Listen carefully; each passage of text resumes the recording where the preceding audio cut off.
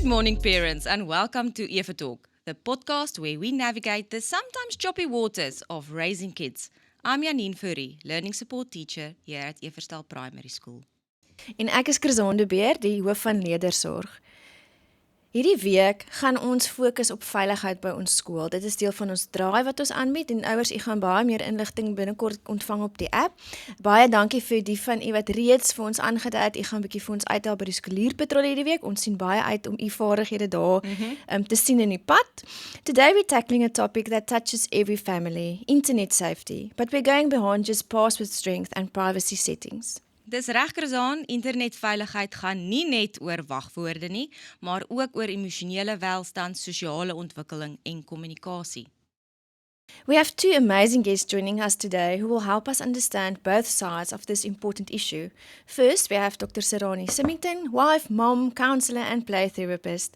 Dr. Serani het haar PhD in sielkunde in 2014 verwerf en dien tans as 'n dosent en praktikumkoördineerder by die Cornerstone Institute, waar sy sedert 2015 werksaam is. Sy het ook 'n privaat praktyk in Durbanville, waar sy as geregistreerde beraader praktiseer.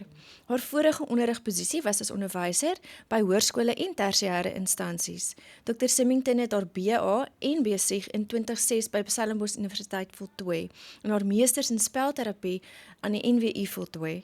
Haar navorsing is baie gefokus op kinders, tieners en digitale platforms se gesonde gebruik. Sy is self 'n mamma van 2 in graad 2 en graad 6, so sy het ek wil amper sê eerstehandse kennis van internetveiligheid en waarmee ons as ouers soos ek kan sê deel in ons huise op hierdie stadium. Sy het 'n passie vir die begeleide van kinders en hulle ouers om die beste leefstyle ongeag die uitdagings wat die samelewing bied te skep en te onderhou. Haar werk is verhoudingsgefokus en sy glo in die krag van verhoudings en binding as grondslag vir groei en genesing. Welkom Serani. Baie dankie, is baie lekker om by julle te kuier. And joining us from a technical side is ons baie vaardige IT-hoof, Arno Pinaar. Baie welkom Arno. Thank you so much. Happy to be here and looking forward to brainstorming with you guys on the best possible strategies for parents, but practical solutions for our learners as well. Thank you, Mr. Arno. I think you've also had quite a lot of experience with our learners and in our journey at Everstal regarding technology and implementing iPads and tablets in our classes. So I think you have first-hand knowledge on all of these aspects. Kom ons begin by die emosionele en sosiale aspekte van internetveiligheid. Serani, wat is jou waarneming in praktyk? Hoe word kinders beïnvloed deur hulle aanlyn ervarings en het jy dalk enige raad vir ons ouers? Ek dink die eerste ding wat ek wil noem is wat my bang maak in die terme van die werk wat ek doen met kinders en tegnologie is dit's al hoe jonger. Kinders raak al hoe jonger wat blootgestel word. En ek dink dis vir my die grootste kommerpunt. Toe ek begin werk het so 10 jaar terug in praktyk, dan kom jou graad 10 ouens by jou aan graad 11 en graad 12 en hulle is, jy weet, hier's bietjie chaos op die internet goed waar hulle betrokke raak in die online gaming en al die goed. Maar deesdae kom die ouetjies hier graad 5, graad 6 sal by my kuier, nê? En dan is dit goed wat hulle aan blootgestel is wat nie noodwendig hulle skuld was nie. So ek dink die eerste ding wat ouers moet weet is baie jonger as wat ons dink. Ek dink ons tweens is baie meer gefokus op die tegnologie. En ek dink ook weer eens ons kan nou COVID baie skuld gee vir baie dinge, maar ek dink tog daar was 'n groot steroïde inspuiting daar gewees in COVID tyd met ons kleintjies wat blootgestel word. So ek dink is die eerste ding dat ouers moet wakker wees rondom die ouderdomme. Ek dink ek's nogal baie uitgesproke daaroor. En ek dink 'n groot ding wat ons nou sien deesdae onder die kinders is maar op die groepe. Ek spot mos altyd sê die WhatsApp groepe het groepe, want nou het jy 'n WhatsApp groep van die klas en dan het jy 'n WhatsApp groep van die klas sonder die juffrou en dan het jy 'n WhatsApp groep van die klas sonder die juffrou en sonder Susan. En dis waar die moeilikheid begin, hè. En ek dink ook omdat die kinders so soeke het na identiteit en inpas ensovoorts. Jy wil aan daai groepie behoort. Wat ek ook sien is dat kinders baie meer waagmoedig is met dit wat hulle sê aanlyn. So die goed wat baie keer op WhatsApp gesê word en hoe hulle mekaar eintlik, hoekom is die op die groep en jy weet jy gaan nie daai een nooi na hierdie partytjie toe nie. Wat hulle opsit. En die lyne oorkruis, né, van wat by die huis op WhatsApp gebeur en dan moet dit oorgedra word in die skoolkonteks en dan is dit raak 'n bietjie blurry. Presies. En ek dink as mens weer eens die ouderdom in ag neem, 'n 10-11-jarige het nie die emosionele en sosiale vaardighede al om hierdie goed suksesvol te kan navigate. They don't understand what is socially appropriate, what I can and cannot say. Ek meen, as ek dit nou mag sê, weet van hierdie kinders het nog toilethumor en al hierdie snaakse goedjies wat hulle sê, impulsbeheer is 'n vraagstuk. Nou laat jy daai kind los op 'n WhatsApp groep. Verstaan, dit is 'n recipe for disaster. So ek dink dis die ding wat ons moet verstaan, die ouderdom en die platform gel nie lekker nie.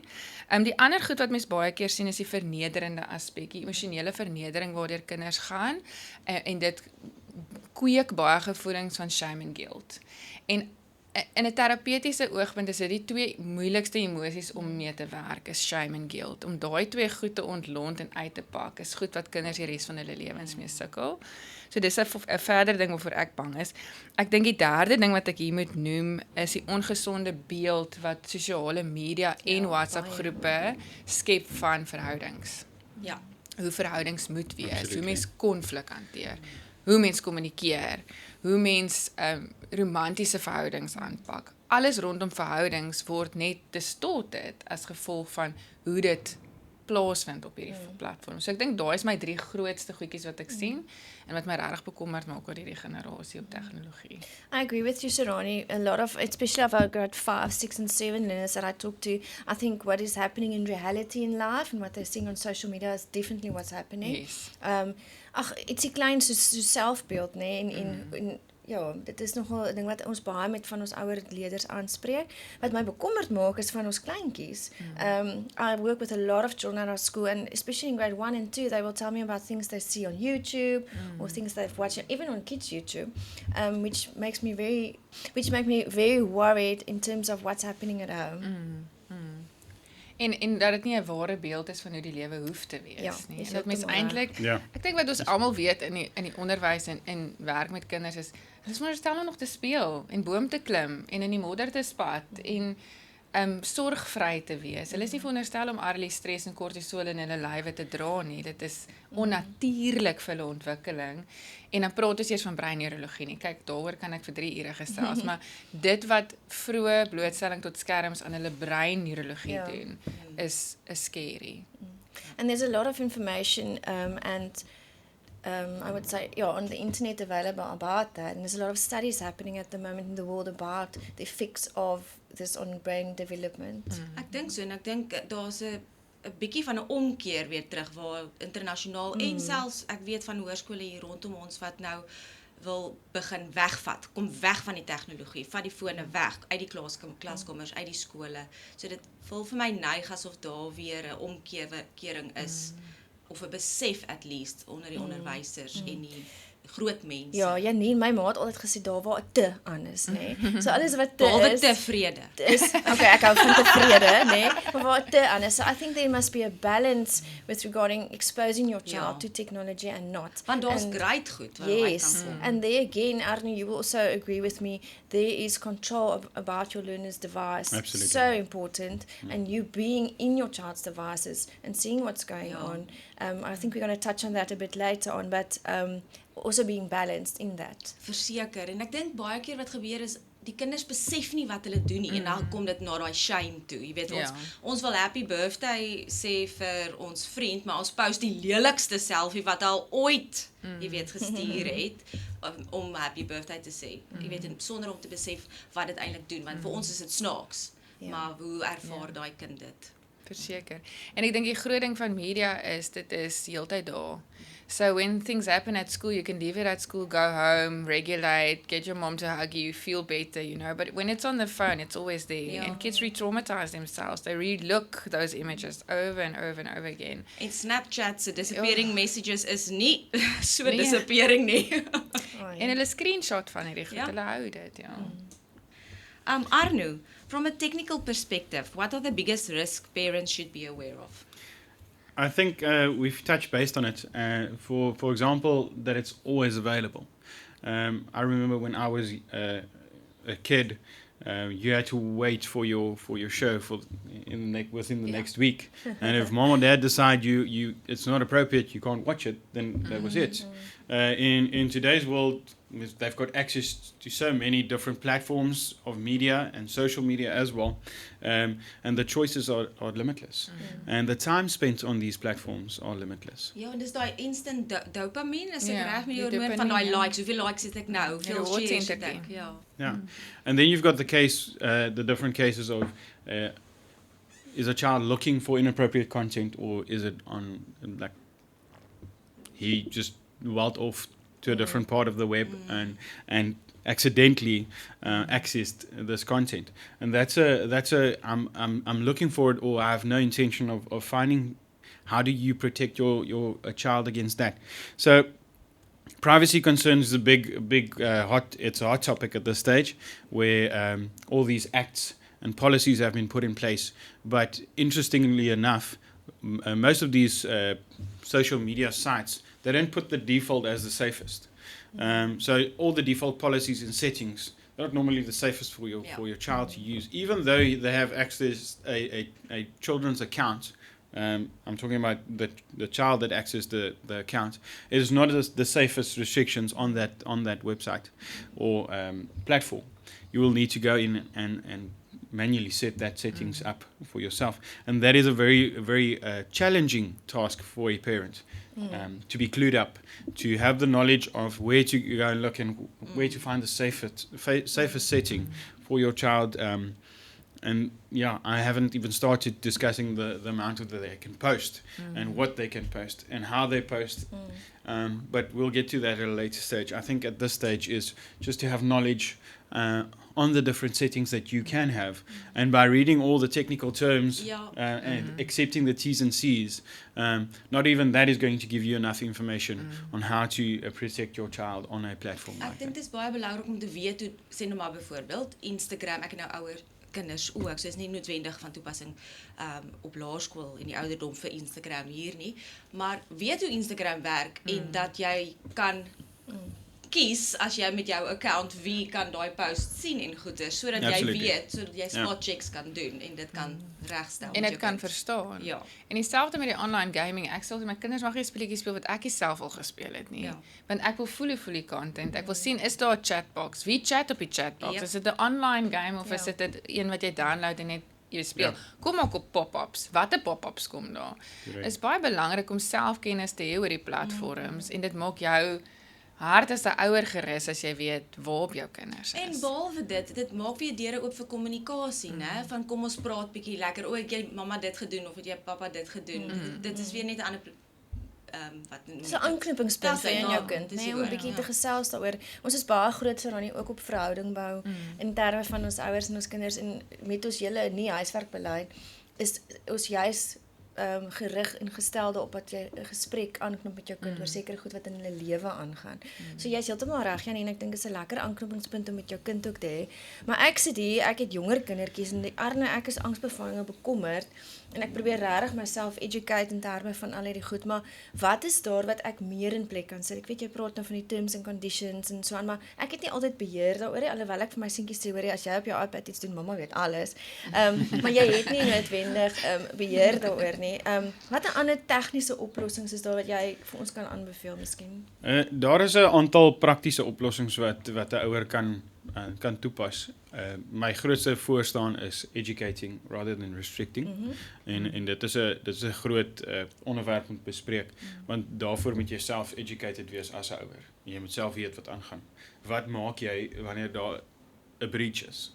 Ja. If there's a breach in your account, what do you do? Yes. What are the steps to follow? So ek dink die beste manier is maar net om weet internet safety te preek, as ek dit so kan stel, about online strangers. How do you deal with online strangers? What do you do? Do you report? Do you ignore? And monitoring the chats, I feel is a very big topic that we'll discuss probably in a moment's time. And then privacy settings is of utmost importance. And I would suggest setting that privacy settings and monitoring friends list is one of the biggest areas of concern when they don't.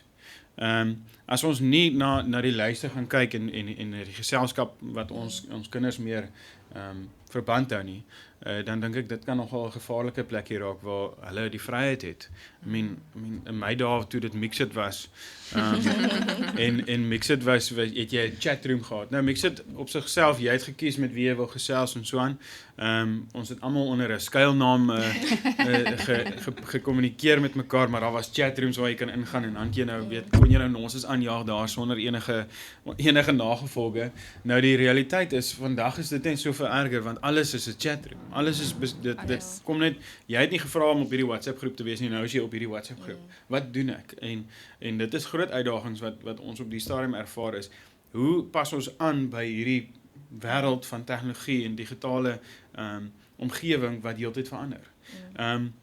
So how do I teach my child to report, number one, to a parent or an adult? And then secondly, how do I teach my child to report through the platform? How do you report a certain breach or an incident that took place? En daarvoor moet hulle weet dis moeilik. Hulle moet die reëls en regulasies ken. En ek dink dit gaan gepaard met wat ek my kind toelaat om te gebruik teenoor wat ek voel ons glad nie. Ons gaan nie eens heen raak nie tot 'n sekere ouderdom ten minste. You can have all the password safety in the world. It doesn't matter. There's always a different ways they try and access your accounts, access your information. En inligting wat vandag deurgegee word, julle weet hoe spam calls werk, dit is onophoudend. Ja. En die realiteit is jy vra altyd waar kry julle my nommer? En gooi poppie, maar hulle gee nie om vir poppie geklik het, accept, en nie gelees het nie, toch? en dit is ons realiteit. Ons moet die verantwoordelikheid aanvaar en ek dink dis 'n groot stap daarin dat wanneer ons aanlyn besig is, dat daar sekere gevare is. En die oomblik wat ek in 'n voertuig klim, daar is sekere gevare waaraan ek myself blootstel. Maar ek doen dit want dit is 'n vinniger manier om by die werk te kom. So as ons by die internet inskakel en ons gebruik dit, is daar sekere gevare. Hoe beheer ek en hoe beperk ek daardie gevare en die uitkoms daarvan? Dankie Arno, en ek dink jy dryf ook 'n baie suksesvolle departement in ons skool waar ons 'n groot fokus het op cyber wellness, and during our week of the drive we're also going to have a day that we talk about cyber wellness and how to navigate on the internet again, and we really focus from grade 1 to grade 7 how to keep our children safe, and I would like to compare it with stranger danger, Arno. We go back to basics. We're going to talk a bit about that as well, but we're connecting it with the internet and with our children's real life experiences at this stage. So thank you for you looking out for our little ones as well. Serani, how would you recommend parents approach conversations about internet safety with their children? I think it's along the lines that we've just discussed. I mean, if you think when my daughter was grade R, they had the stranger danger, demonstration and how you grab a chair, don't let go of a table, shout very loudly. And so we do educate them on safety measures in real life. And, I always use the example that, when your child was small and you would go to the Spur, you would sit next to that window and you would check where they are all the time. Jy het gekyk waar gelei hulle, wie speel met hulle, wie's lelik, nê? En jy was daai ma wat opgestaan het en gegaan het as 'n maatjie lelik is en sê nee, dis nie mooi nie. So dit kom uit 'n oogpunt van veiligheid uit. Ek dink is die eerste ding wat mens moet sê is dat wanneer jy met jou kind kommunikeer oor internet, moet dit uit 'n veiligheidsdinamiek uitkom. Die brein is so gewire. Ons breine is gewire dat wanneer ons traumatiese goed ervaar, dat die eerste ding wat ons nodig het is veiligheid en koneksie. Ons breine is so gebou. Veiligheid en koneksie kan baie goed gesond maak. En so wanneer mens van kleins af daai gesprek het rondom alles wat mamma en pappa doen, is om jou veilig te hou. Hierdie is om jou veilig te hou. Daar's 'n saying in die conscious discipline model wat altyd sê, my job is to keep you safe and your job is to help keep it safe. So ons is saam in hierdie ding. So ek dink dis die eerste ding is om met 'n veiligheids- en koneksie oogpunt uit te kom. Ek dink met die kleintjies is dit makliker want jy kan 'n fondasie skep van dat hulle klein is, hier van graad R, graad 1 af, wanneer dan 'n bietjie blootstelling kom met TV's en so voort, speletjies.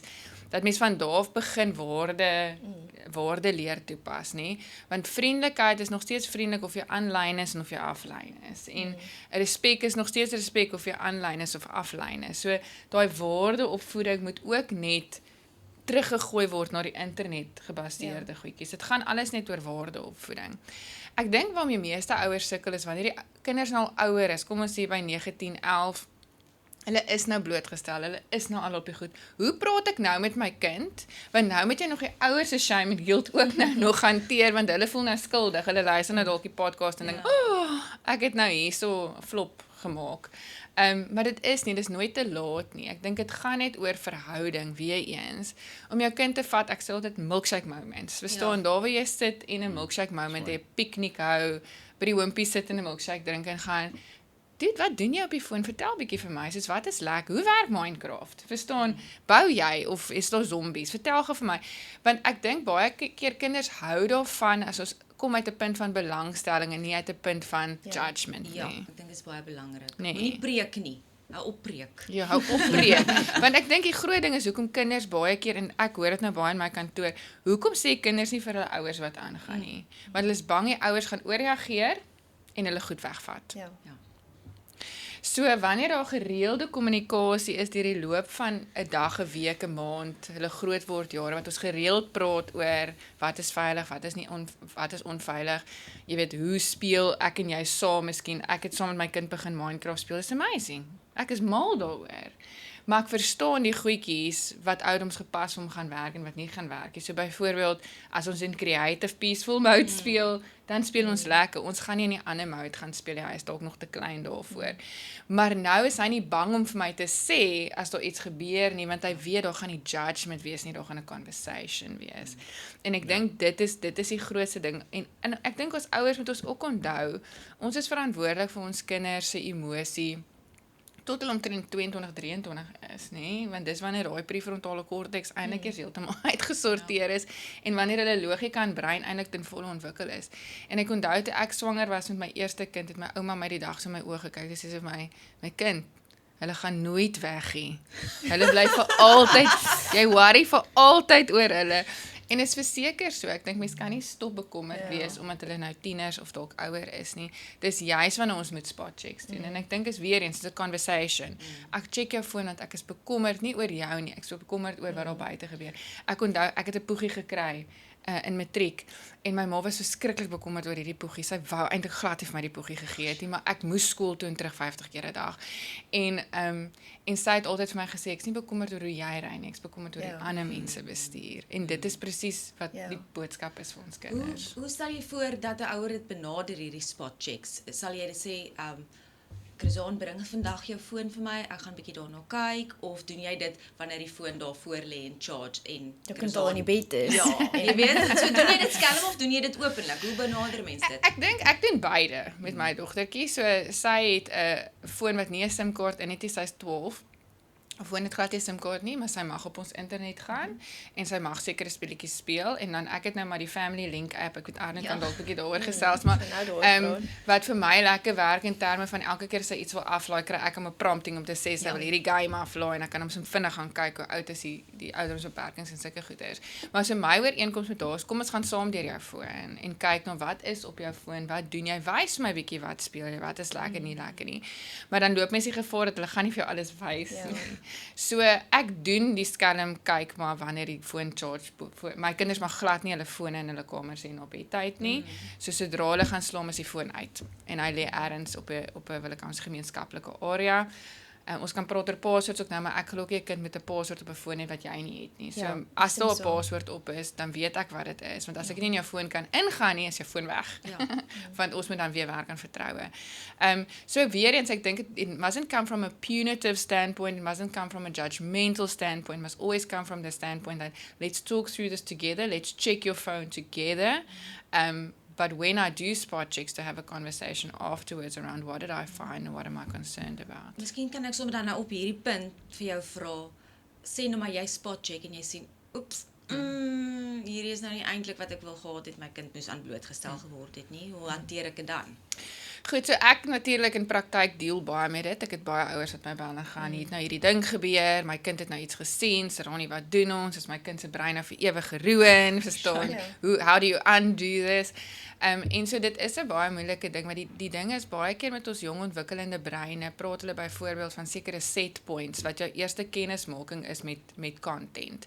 So mense kry byvoorbeeld sexual set points, jy kry violence set points, en so baie keer wanneer kinders goed sien wat hulle brein nog nooit nooit eers gedink het bestaan nie, dan skrik die brein.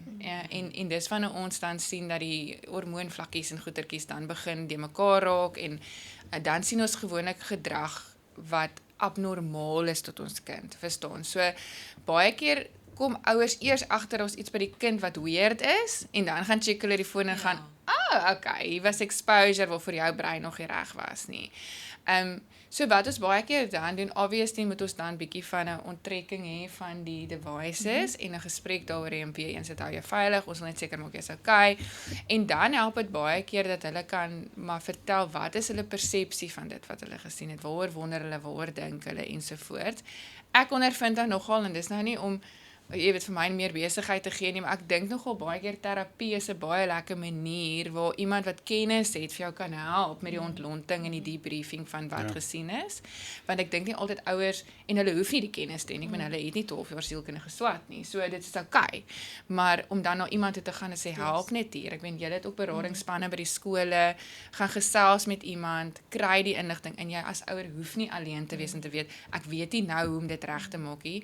Wanneer ons gesels en debrief en goeie gesonde beginsels in plek sit, kan mens weer daai breinpaadjies weet regstel.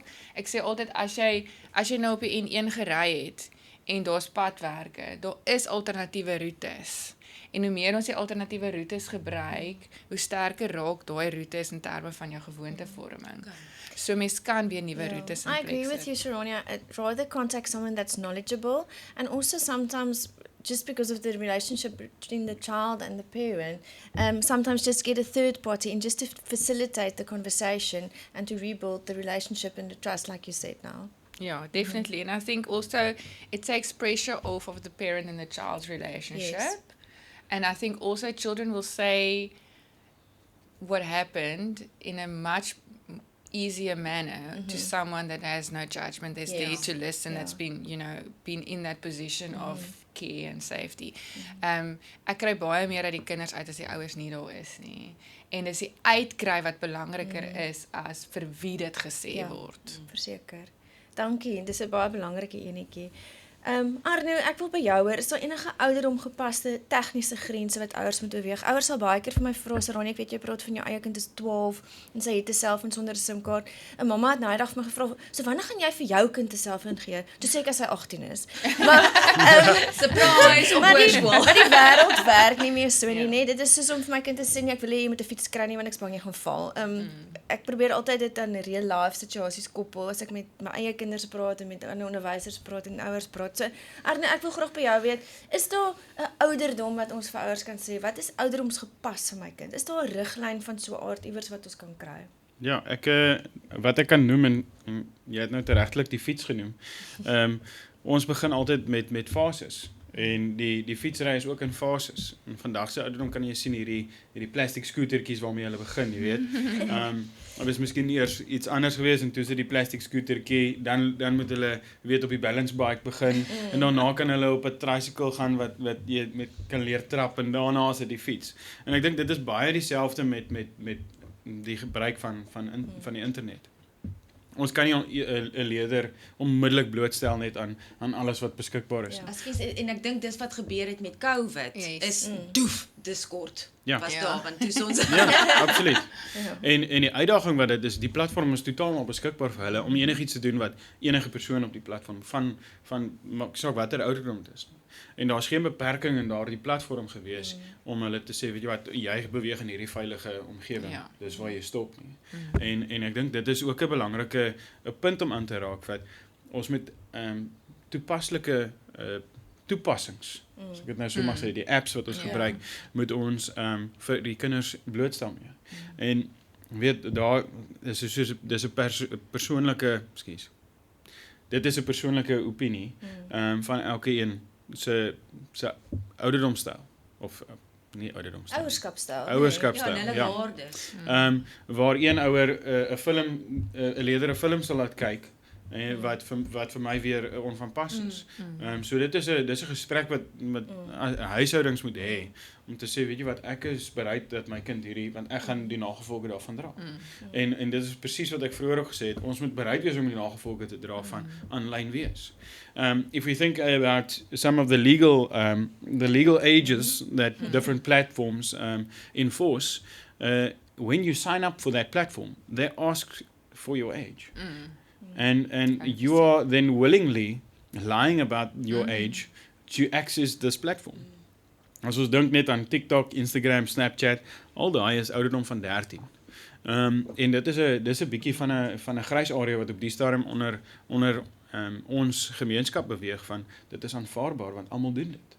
En we need to ask ourselves, is this something that we're gonna jump on board with just because everyone is doing it, or am I going to protect my child? He or she might be left out of certain communications, but it's not a safe area to be. So that's parent pressure you're talking about, Yeah, actually. absolutely. 100%. Yeah.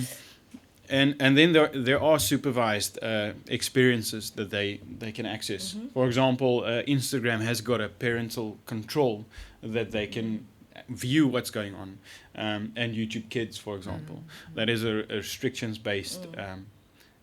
Maar dan weer eens het ons gevare van, weet, daar is mense wat altyd op soek is na die tipe van goed om die algoritmes van hierdie programme te verstaan en om dit, jy weet, om te seil. So dit kom maar weer deur na die verantwoordelikheid. En dan as ons gaan gesels oor spesifieke toerusting wat ons kan gebruik het, meeste van ons toestelle wat ons het in die huis het 'n mate van sekuriteite op. As ons kyk na ons iOS, wat restrictions, you can add restrictions to that platform so that unwanted content is already filtered before browsing even starts. Doesn't matter what browsing it is. We've got app limits, downtime, all those things structured into a bundle. And that's the same with the Google Family Link. It's structured within this bundle where monitoring takes place, as well as downtime. And I feel like downtime is your most important one that you can have, because you decide what is the hourly time per day that they can access this device and what they can access it for. And we'll talk about it later, but when we use a device, why are we using it? Is it an activity? Is it for a purpose? Or is it just basically recreational? Just for relaxation? Sarani, vir watter tekens kan ons as onderwysers by die skool en ouers tuis uitkyk wat moontlik kan aandui dat 'n kind dalk probleme aanlyn ervaar of dalk blootstelling gehad het? Ek dink die eerste ding is van gedrag verander, gedrag en gemoed. Dis altyd ons twee grootste tekens ietsie is aan die gang. So 'n kind wat baie uitspattig en loud en geselserig is, ewe skielik is stil en onttrek 'n bietjie, maak nie oogkontak nie. So dis anders as die normaal. Ook 'n kind wat meer geheimsinnig optree. As jy vra dan is hulle amper so half agterdogtig, hoekom vra jy, wat wil jy weet? So geheimsinnige gedrag, verandering in gemoed, verandering in gedrag, dis 'n groot teken. En dan baie keer by die skool tel onderwysers op wanneer hulle punte skielik snaaks lyk. So hierdie kind was altyd 'n goeie B-gemiddelde kind, hy het altyd so tussen die 70 en die 75 gekry. Ewe skielik kry hierdie kind 'n 50. Verstaan wat? En die konsepte met die onderwyser weet ons die konsepte is nie moeiliker of makliker nie. So iets is besig om die kind se konsentrasie te impakteer en dit was nie voorheen 'n probleem nie. En ek dink dit is die grootste boodskap, goed wat verander wat nie voorheen 'n probleem was nie. Iets is aan die gang. So know your child, and if they're acting out of character, you know there's something going on. 100%. I always say the first thing I see with our learners at school is in mathematics. We see a downward drop in the mathematics, and then we always know something is going on in their life, not just about technology and social media and so forth, but something's going on. So thank you. I agree with you. Hoorie, maar tegnologie en fone en goeders is nie, ons het net nog het gesê, nie al sleg nie, né? Het gaan oor balans en die goeie goeders. Daar is regtig fantasties. So goed, as dit nie vir byvoorbeeld Discord sê nou maar was in COVID tyd nie, dan was daar baie verhoudings wat nie plaasgevind het nie en sosiale ontwikkeling nie. So let's face it, technology can be wonderful if used correctly. So how can parents encourage these healthy digital habits? Ek dink 'n groot ding is weer eens om om die digitaal te sien as 'n aanvulling tot real life. Verstaan? Byvoorbeeld kinders wat stokperdjies het in die regte lewe, hoe dit verplaas aanlyn toe. My kind byvoorbeeld verskriklik kunstig en sy's mal oor teken en ontwerp en so aan. En sy gebruik byvoorbeeld die tablet om daai kuns verder te neem. En die goed wat sy ontwikkel is ongelooflik. En nou kyk jy na digital art en al hierdie goed wat die toekoms is. Verstaan, so waarskynlik eendag gaan sy nie op 'n canvas verf nie, sy gaan waarskynlik iets digitaal moet kan doen. So dis 'n wonderlike tool om dan dit wat jy in regte lewe te kan voortsit. Ek dink ook die toegang tot inligting, my seentjie nou weer as ek nou 'n ander voorbeeld kan gebruik, is baie lief vir wetenskap. So hy wil altyd weet hoe die wêreldoorlog gebeur. Ek weet nie, ek kan nie die goed onthou nie. en hy het al hierdie tegniese vrae en hierdie goed oor die oorlog en hoe hy nou regtig vra vir my, hoe het hulle die eerste tanker gebou? Want hy weet dit was in China. Nou dink ek het nie eers geweet dit was in China nie. Maar dan kan ons hierdie goed gaan navors op 'n baie vinnig effektiewe manier as ons na biblioteek toe ry en kennis te oopslaan en hoop jy vat die regte nommer. Nou, ek is besig met my PhD en ek kom van die biblioteek af gister met net so stack oor research methodology en Pippa kyk so my dogtertjie kyk so vir my sê wat is dit? Ek sê dit is alles wat ek moet doen om navorsing te kan doen. Sy sê maar jy het dan Google. Not quite the same but Maar dis presies dit, nee, dis presies daai waar jy dit dis vinnig, dis maklik, dis convenient. So ek dink daai goedjies is voordelig. Ek dink die ander ding is goed soos platforms waar my boetie bly in Swede. So ek sien sy kind groot word, sy video call ons, sy maak vir ons videoetjies, sy sing vir ons as dit verjaarsdae is. En ons is in mekaar se lewens betrokke al bly sy so ver weg van ons af. So daar is baie goeie voordele aan digitale platforms, soos ek sê, inligting, koneksie, verhouding, daai goed is alles beskikbaar en ook die hobbies en ek dink ook die goeie ding van die media is dat ons gaan nie daarvan af wegkom nie en waarskynlik meeste van die beroepe wat ons kinders gaan beoefen eendag gaan tegnologie gebruik. Ons kan hulle nie weghou nie. Ons moet hulle net reg leer. En ek dink goeie gesonde tegnologie balans gaan vir my oor 3 goeters. Dit gaan oor het jy vandag iets gedoen vir jou brein? Het jy vandag iets gedoen vir jou hart? Het jy dag iets gedoen vir jou lyf? En ek sê altyd, as my kind vir my kom sê, mamma, ek het vandag bietjie netbal gejol, my huiswerk is klaar, en ek en my maatjies het lekker connect, en ek het vir ouma gebel. Nee? Dan weet ek, okay, wat nou verdien sy daai uur skermtyd, want sy het balans. En ek dink dis wat ek vir ouers wil bemagtig. Het gaan oor the management of the devices, the management of time spent. Is there balance in terms of daily activities and then on top of it technology? Is daar enige gevare, sorry dat ek nou dit so stel, is daar enige gevare wat ons dalk kan aanspreek waar die artificial wêreld intree in hulle wêreld wat hulle elke dag sien? Of dit leef dit uit.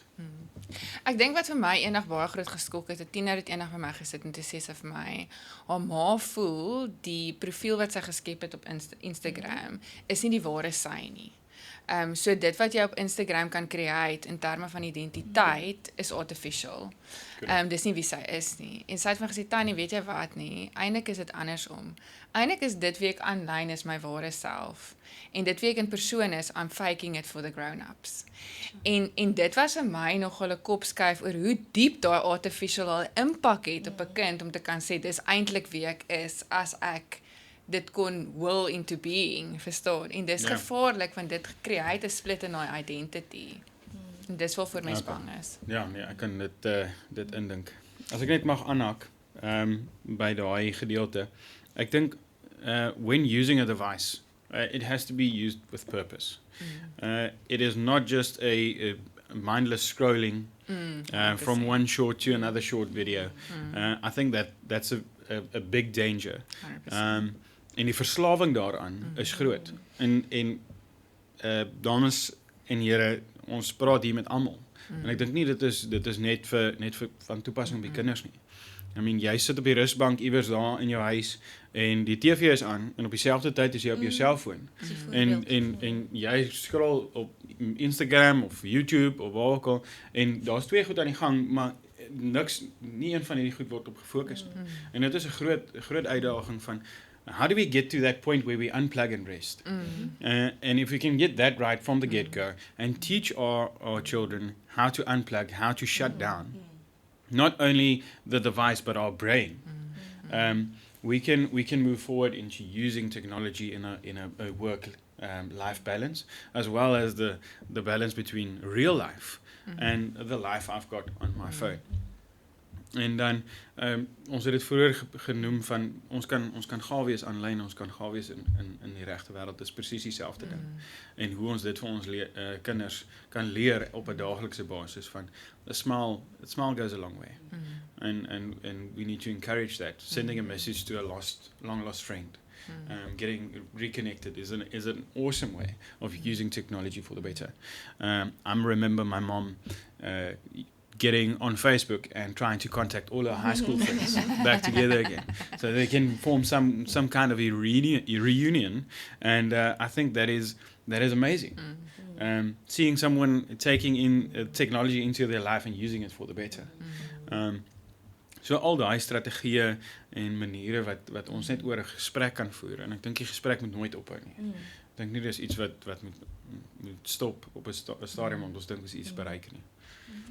Ek wil eintlik daarbey aanhaak. Ek dink navorsing wys vir ons hierdie shorts is regtig 'n groot probleem as gevolg van die dopamien wat hulle kry, want dit is reward.